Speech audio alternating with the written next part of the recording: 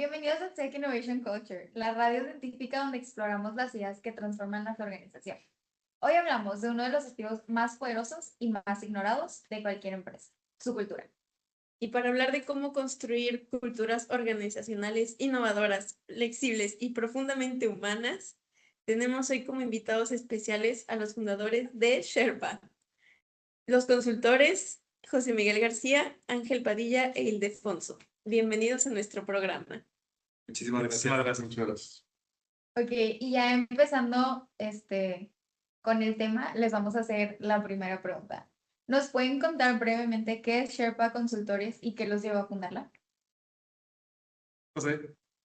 Bueno, nosotros empezamos como estudiantes de la carrera de Psicología Organizacional o de Desarrollo de Talento y Cultura, y bueno, pues muy apasionados por resolver problemáticas varias en diferentes tipos de industrias, pues en vez de meternos a un trabajo más estable, decidimos emprender para nosotros llevar esas soluciones a un mercado, pues que tiene muchísimas necesidades, que es el mercado de las pymes.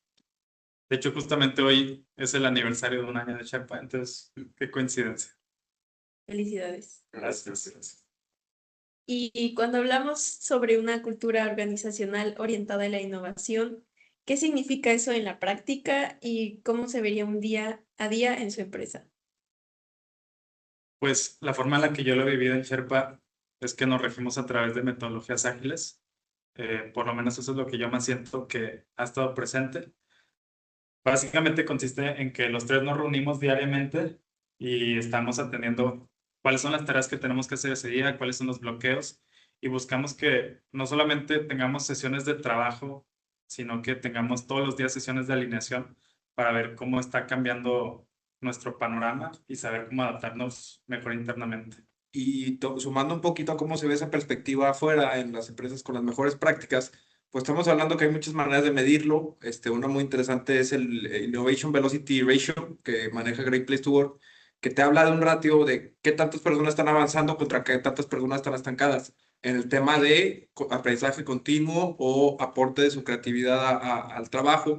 Y bueno, pues eso se consigue a través de cosas, ¿verdad? La cultura organizacional es fundamental, pero también podemos hablar de mecanismos como el que hablaba de ser ágiles, de ser Scrum, y también obviamente pues el talento, ¿verdad? Que el talento pueda llegar a esos niveles de aprendizaje, pues también requieres una base sólida de este talento.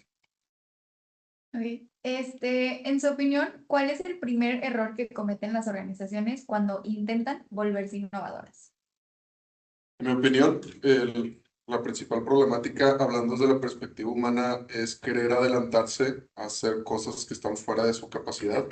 Muchas veces, por querer, vamos a llamarlo, comerse el mundo, intentan meter igual los sistemas más complejos o las mejores prácticas que te venden en el mercado, pero muchas veces eso hace que una vez que ya las tengas dentro y no le puedas dar seguimiento o no tienes las capacidades para mantenerla al tanto, pues tu gente se empieza a complicar, empiezan a tener problemas y cuando tú buscas tener capacitaciones con estas grandes empresas que tienen estos sistemas, pues te sale muy costoso. Entonces yo he conocido muchas empresas que es donde se llegan a estancar. Entonces parte de nosotros, el enfoque que también tenemos es hacer todo muy a la medida en base a tus necesidades actuales y hacer bases para que las mejoras que podamos hacer el día de mañana sean mucho más sencillas y no se retrasen por cosas que no quedaron bien hechos. Y bueno, y otro punto importante también es, pues como dice ahí, pues quieren adelantarse mucho. Entonces, pues un ejemplo podría ser una empresa que quiere ya llegar a hacer, no sé, sistemas de células de trabajo en equipo, pero no saben con cuánta gente cuentan, no tienen ni siquiera un simple listado de cuánta gente está trabajando con ellos. Entonces, pues quieren adelantarse mucho sin tenerlo básico. Yo creo que lo resumiría como que las empresas piensan que la innovación es solamente tecnología, pero se les olvida que la base siempre es el talento. Ok, súper interesante. Hablando de una cultura flexible y humana, ¿cómo creen que se equilibra la flexibilidad con la necesidad de estructura y resultados? Si será posible tener las dos. Pues en ese sentido, sí se puede tener las dos. Al final del día podríamos hablar que es como una falsa dicotomía. O sea, uno puede ser flexible en la manera en la cual lidia con su talento, pero puede ser muy ambicioso con cómo llega a esos objetivos. Y un ejemplo, pues claro, es ese, ¿no? Una persona en una organización donde no le permiten equivocarse, por ejemplo, es muy diferente, o sea, ese tipo de rigidez en cómo hacer las cosas cuando el resultado no está llegando, pero es diferente de una organización que tiene estos mecanismos que ayudan o fomentan el que se equivoquen, que se fomenta el que se aprenda, ¿verdad? Pero son muy estrictos con, independientemente de cuántas veces falles, pues que llegues al objetivo, ¿no? Entonces, esa es una mezcla, ¿no? Tienes que ser rígido en tus objetivos, pero tienes que ser flexible en cómo alcanzarlos, ¿verdad? Digo que también ahí es donde entra mucho el comportamiento y la manera de trabajar.